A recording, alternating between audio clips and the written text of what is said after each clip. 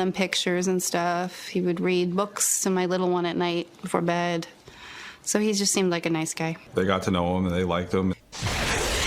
Hello and welcome to True Crime Rocket Science, the most authentic voice in true crime. In this episode, we're going to test the allegation that Brian wasn't remorseful, as well as that Brian ended things because he's a narcissist.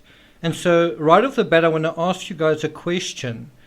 Do you think anybody who knew Brian, including Gabby, Gabby's parents, did they ever use this word narcissist to describe Brian?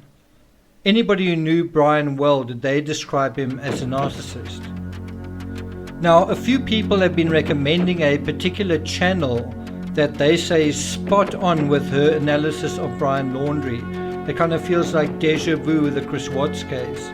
This is really a response to that. This episode is really a response to that, to address perceptions. And if I can influence just one human being's perception on this topic, I will feel I've succeeded.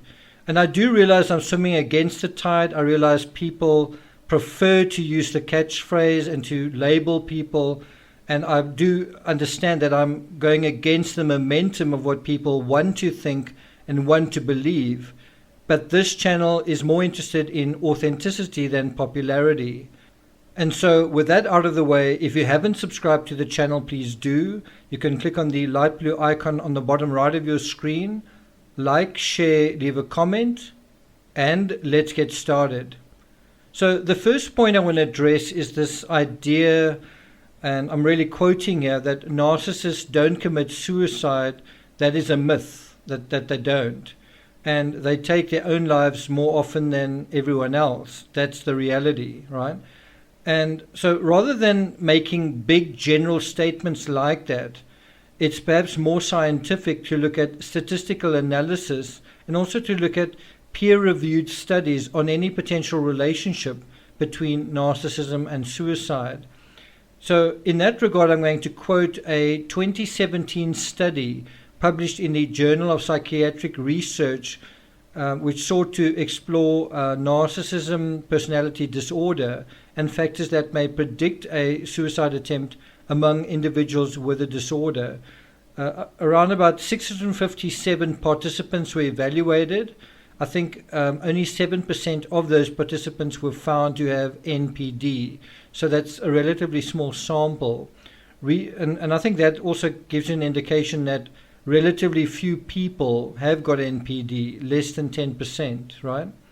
And so researchers discovered that those with NPD were most likely to be male, to have a substance use disorder, and to experience high aggression and hostility. So out of those three, let's say, testing criteria, how many do you think Brian met? Then going back to the quote, overall the study showed that NPD was moderately protective over suicide attempts, meaning that individuals with this disorder may be less likely than others with mood disorders to consider suicide.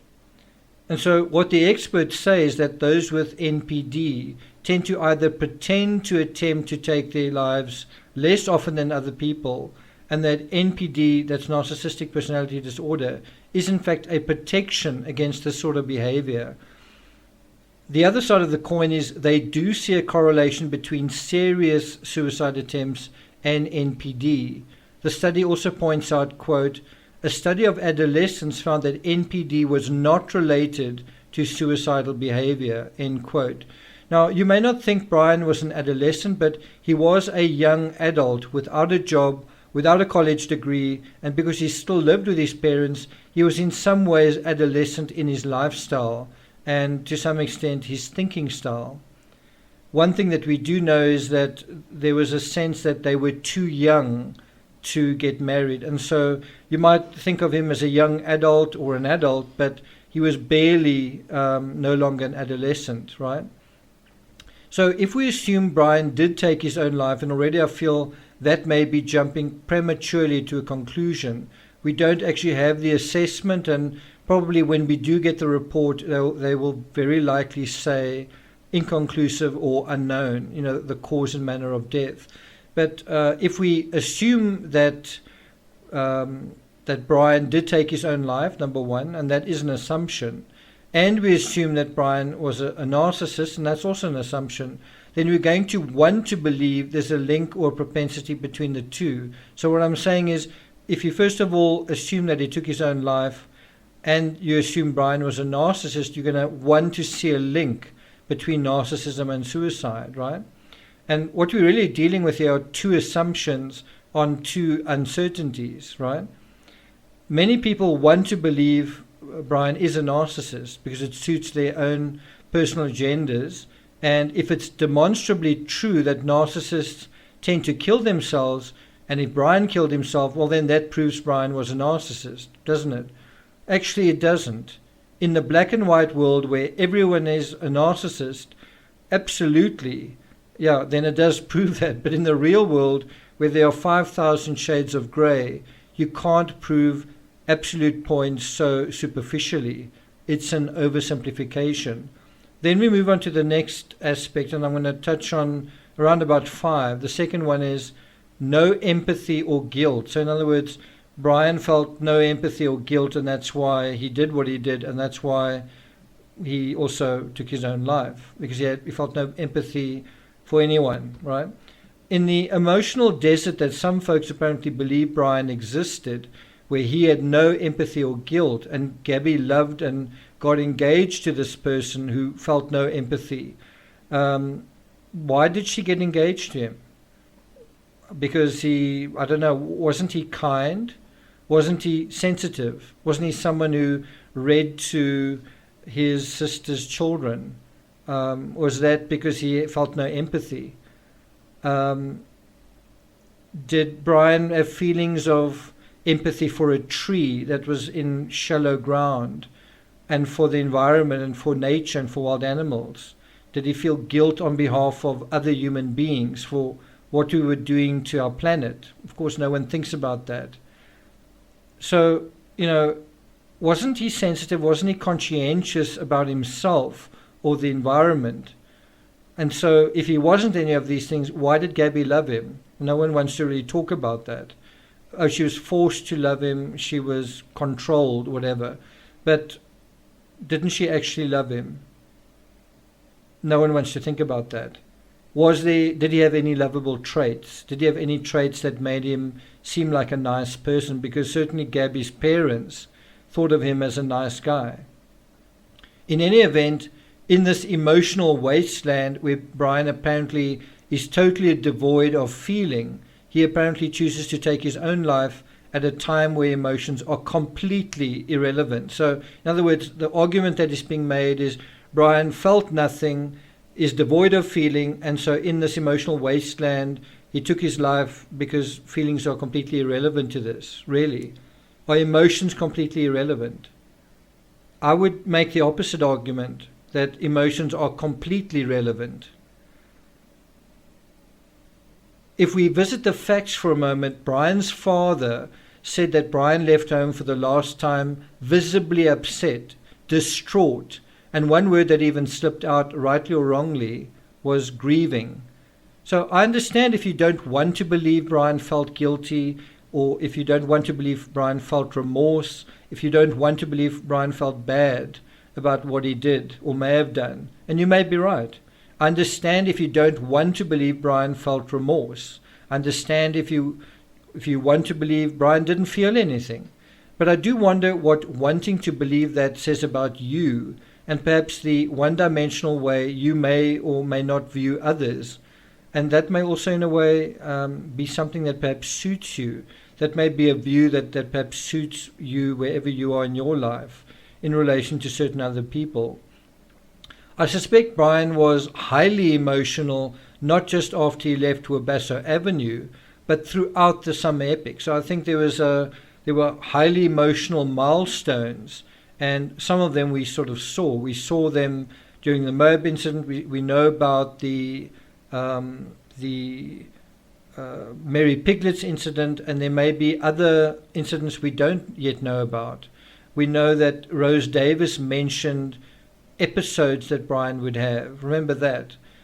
And so I don't think you can have escalating tensions. And those are words Gabby's mother used. And Gabby's mother knew quite well what was going on with her daughter every other day, right? So she noticed escalating tensions. I don't think you can have that, or this sort of conflagrations leading to the Moab incident, and the tears and play acting you see there, without major emotions being involved. It also appears that there was a shift from the pursuit of self-preservation, even while Gabby was still alive, but certainly in the immediate aftermath, to the abandonment of self-preservation. I mean, taking one's life is the opposite of trying to preserve oneself, wouldn't you say? Instead, it is no longer wishing to be alive, right? It's from wanting to preserve oneself, and perhaps even to preserve a relationship, to no longer wishing to be alive. Have you ever felt that way? Have you ever felt like you've lost everything and you no longer have the desire to live? I think a lot of young people have that. It's a really excruciating despair, but it does also pass. Did Brian make this decision, do you think, out of happiness and glee, a place of stable emotions, or utter despair? What do you think? So I'm not sure how one can use the argument that a narcissist feels no guilt or empathy, basically that a narcissist feels nothing, and so Brian didn't feel guilt or empathy. But then what did he feel? And if he felt nothing, really, did he take his own life because he felt nothing, or because he was overwhelmed by what he did feel? Right? Then the third point, so if he did, why did he? If I understand the argument, and I might not understand it, but if I do, it goes something like this. Brian didn't feel remorse, just as he didn't feel remorse during the Moab incident. He wasn't devastated. Brian instead wanted to protect his mask. So it's almost a intellectual thing that's going on rather than an emotional thing. And he had suffered some sort of huge injury to himself, a kind of a symbolic injury, and so in a warped way took his life to protect his mask. Right? That's the reason he did it. Not because of feelings really, but because of something else. Certainly one, I suppose, could argue feelings towards himself, his own esteem in a way. The creator that made this argument seems to admit this may only make sense to the deluded individual, and while stressing this, plays clips of Brian laughing or displaying levity during the Moab incident. And I do think it's true that he was a kind of a chameleon character. He had different faces and he was struggling to find his identity. I do think that part is true. But did Brian really have this big reputation to protect? Did he want to protect his parents? If he did, taking his life wasn't saving face or saving his parents from ridicule or opprobrium. And interestingly, in the whole, when I did an investigation into the death of Vincent van Gogh, a lot of art experts and art historians will tell you Vincent van Gogh took his life to save his brother from the difficulty in looking after him because his brother had recently married and had a child. Are you telling me that taking your own life, because his brother then had to attend his own brother's funeral, pay for the funeral and deal with the public, sort of fallout after that? I mean, one of the things in Orvers and I went there, I went to the church that he painted, Catholic church, was that the church refused to allow Vincent van Gogh to have a funeral service in the church, in the town, or to be buried in the graveyard in the town. So are you really telling me that Vincent van Gogh took his life to allow his family to save face, when instead there was a big dent to his brother's reputation? His brother was actually an art dealer. So you think his brother committing suicide was something that wouldn't impact his brother? Of course it would. So I love how we can rationally explain the actions of someone in this state of mind, which is fundamentally irrational, and besides that is at its very bottom about a person deciding, I can no longer live with myself. That's not about still hiding under a mask, but relinquishing it. And someone who wishes to maintain a mask I don't think they'd allow the unmasking of their human form to be consumed by wild pigs and alligators. I know you think you know narcissists, but I'd like to find a genuine narcissist who is warm to the idea of having his tissues eaten by organisms and feel that is keeping his reputation or whatever, his esteem, intact. That brings us to the fourth point. Brian wanted to protect his reputation. With whom? Who did Brian have a reputation with? If I understand the argument correctly, and apologies if I don't, but if I do, Brian did what he did because he was trying to protect his mask or his reputation. Now, I've already touched on that using the allegory with Vincent van Gogh, but again, with whom? Who is he trying to protect his reputation with? Gabby's no longer there. He didn't have any friends. Brian was actually a lonely figure at school and after school, and his circle was really his parents, Gabby and maybe his sister. So who was this phantasmal crowd that he was trying to do good by?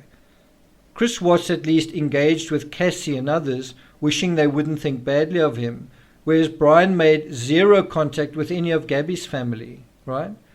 Now, we don't know whether he wrote something in the notebook and perhaps addressed Gabby's family in those notes. And we don't know whether, if the notebook is salvageable, if that aspect, the very last things he wrote, would be legible, but that remains to be seen.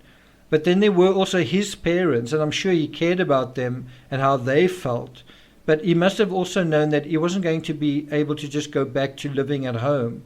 I'm pretty sure when Brian left, he knew why. It was to afford him the privacy and the opportunity to exit on his own terms. A lot of people never think about this aspect.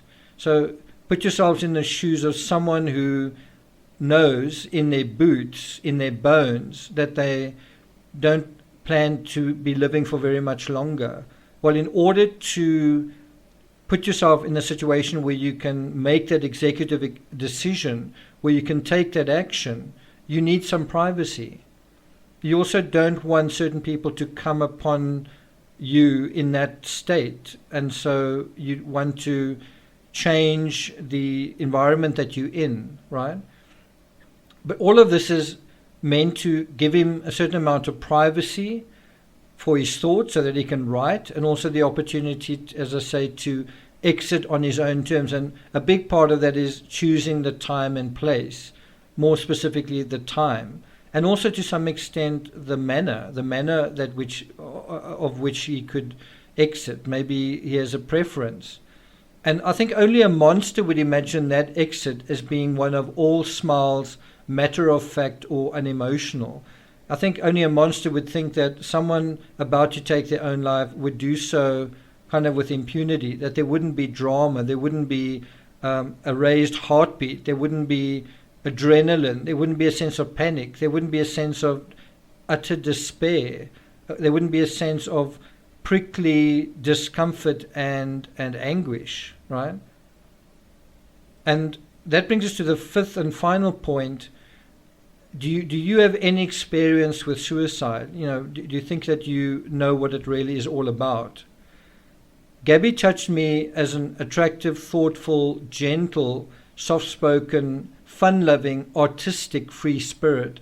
I found her very likable in the footage I've seen, and I'm a stranger.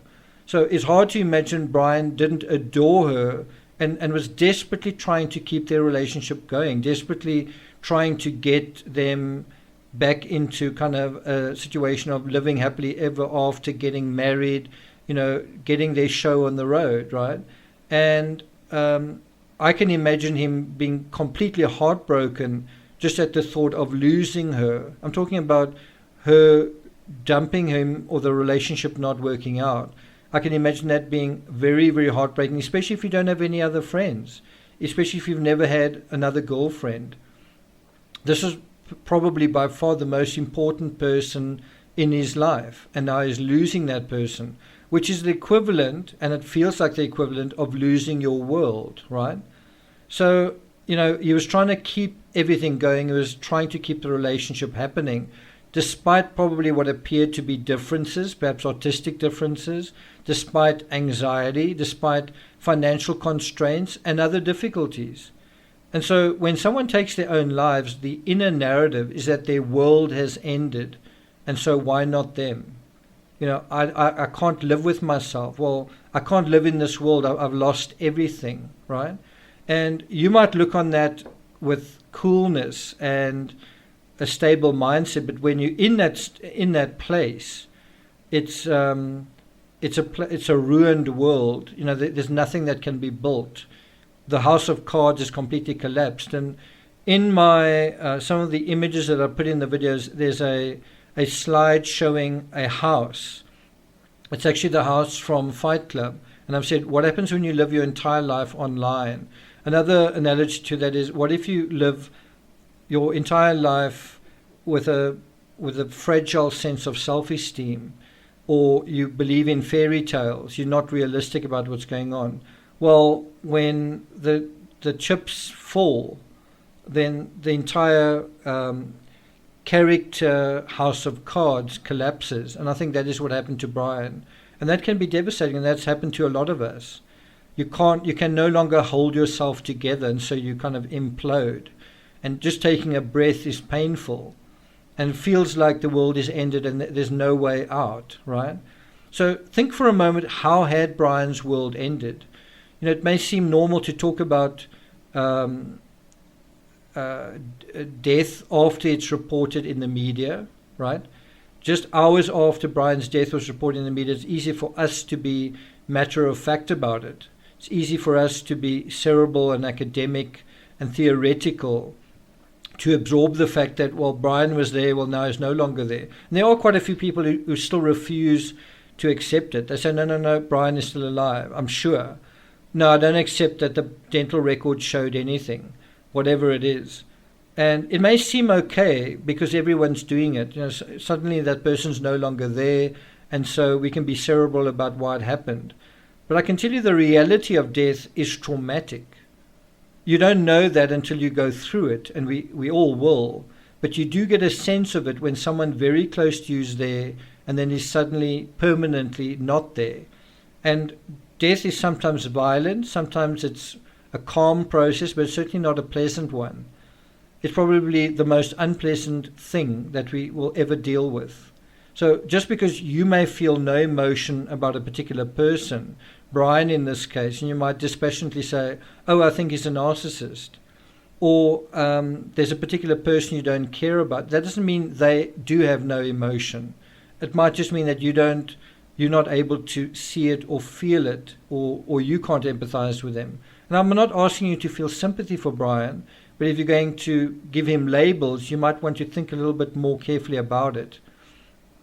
Now, again, be careful about being too cerebral and academic about someone just after they died, making your assessment on a whole life based on a very superficial veneer that you have of that person, right? I've recently lost a very close friend to an accident, and just today I was triggered in a horrible way when I had to take my mountain bike to the local shop, and it somehow fell off the back of my vehicle. I heard a horrible metallic scrape, and then I saw the frame bouncing and sliding behind me in the road. Now, even though I read my friend's death made national news in my country, that was just a small echo of how my friend lost his life, how my friend would have experienced the end of his life. And it was traumatizing because I know that one single moment where part of my bike went under the vehicle, was just a tiny glimpse of what actually happened to my friend. I could give you more information, but I'm not going to. When I was a teenager, 17 years old, my mother took her life, and that was within a holocaust of emotion, and I experienced it. I was in the family. I experienced that holocaust of emotion over several years, right? And I wasn't her, so her holocaust of emotion was 100 times worse. And I could talk about whether she was a narcissist or not, but for me, it's enough to have known her as a human being, a person with feelings, rather than just a label.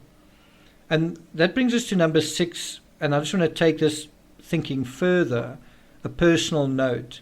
If I wanted to be a popular true crime channel, I would use the catchword everyone is using lately, narcissist, with every criminal and each time a high-profile crime rolled along.